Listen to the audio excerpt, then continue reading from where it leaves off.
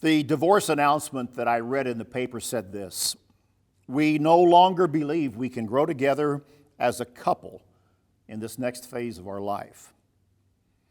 And so, with that announcement ends the 27-year marriage of a couple, one of the richest couples in the world today, Bill and Melinda Gates, who publicly announced their pending divorce a few days ago.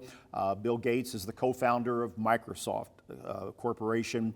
Together, he and his wife founded the Bill and Melinda Gates Charitable Foundation, dealing with humanitarian works all around the world.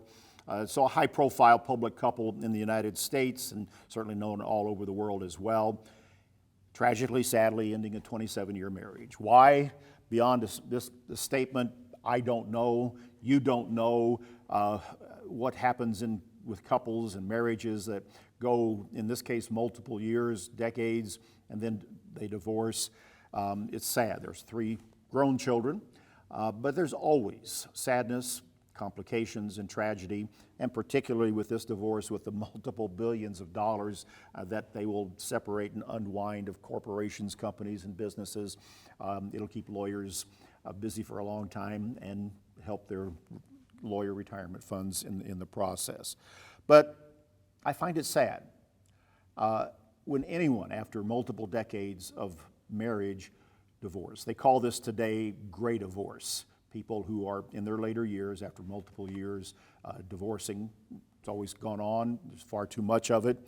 And I think about it because I've been married now nearly 48 years myself to one woman, my wife, and it's in the later years that we've had richer experiences, deeper conversations, and made memorable connections in those later years as we built on the foundation of our early years. The first 27 years of our marriage, we were just learning the ropes. We were just getting started.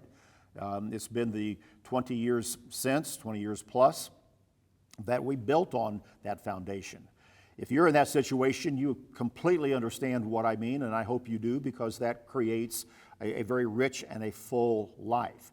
You have to deal with the problems.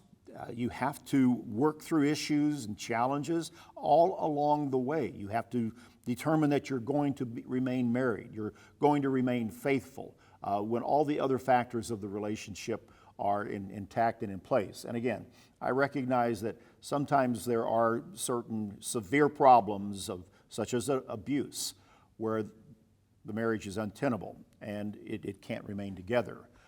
But so often, divorce is because of a lot of other factors that could have been solved had people been willing to work at it. And I hope you will.